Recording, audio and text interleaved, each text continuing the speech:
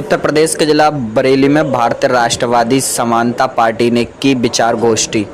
आपको बताते चले, देश में निरंतर बढ़ाए जा रहे संवैधानिक भेदभाव पर गहरी चिंता व्यक्त करते हुए आज भारतीय राष्ट्रवादी समानता पार्टी की ओर से एक विचार गोष्ठी का आयोजन शक्ति सदन में किया गया। गोष्ठी में राष्ट्रीय समानता मोर्चा के राष्ट्रीय संयोजक अवधेश मिश्रा गोरखपुर और अनारक्षित समाज पार्टी के राष्ट्रीय अध्यक्ष फर्रुखाबाद से पधारे आए हुए दोनों नेताओं ने कहा कि आज़ादी की लड़ाई में सर्वाधिक योगदान अनारक्षित समाज का रहा है, लेकिन आज़ादी के बाद सर्वाधिक उपेक्षा आरक्षित समाज की और आरक्षित समाज के गरीबों की हो रही है। क्या नाम सर आपका? अवधेश कुमार मिश्र, अध्यक्ष सवर्ण उत्थान समिति। विचार गोष्ठी है, क्या उसमें संदेश दिए हैं, क्या उसमें विचार?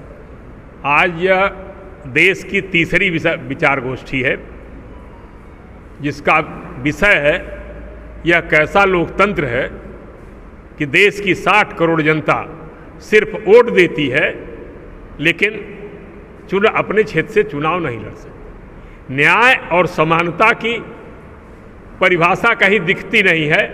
हम न्याय और समानता की लड़ाई लड़ने के लिए यह पूरा आंदोलन चला रहे हैं। उसी के तहत आज भारतीय राष्ट्रवादी समानता पार्टी के आयोजन में बरेली में माननीय त्रिभुवन शर्मा जी के नेतृत्व में यह कार्यक्रम रखा गया है।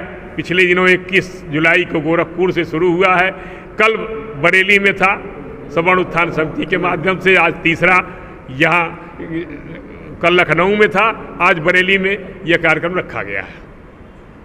इस कार्यक्रम का मुख्य उद्देश्य है कि देश की 60 करोड़ जनता के 131 लोकसभा और 1225 विधानसभा के जो हमारे अनारक्षित वर्ग के लोग हैं, वो वोट नहीं दे सकते, वोट देते हैं, अपने क्षेत्र से चुनाव नहीं लड़ सकते।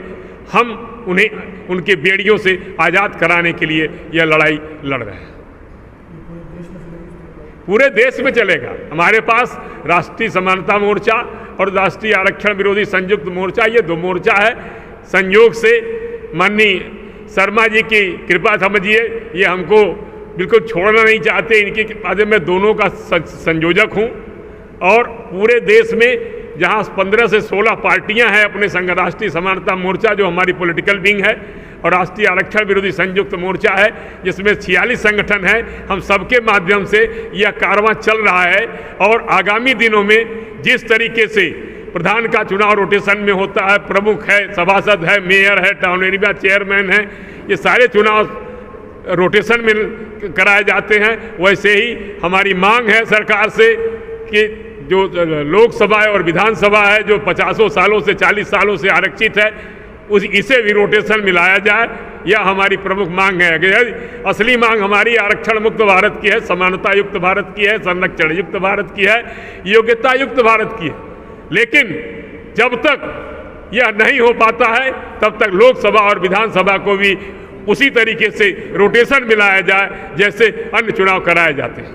शहर और गाँव में भी गोष्ठियाँ करेंगे इस तरह की? हाँ जी, शहर के अलावा गांव में भी गोष्ठियाँ करेंगे इस गोष्ठी? हाँ, गाँव। अभी शहर में हम अपनी योजना पूरी शहर वालों को समझा रहे हैं। इसके बाद यही टीम फिर देहातों में जाएगी अपने लोगों के बीच, जो जा करके उनको समझाएगी। आगामी 2027 में हमारे लोग आरक्षण मुर्दाबाद बोलने के लिए हमारा प्रयास है कि हम विधानसभा में पहुंच जाएं।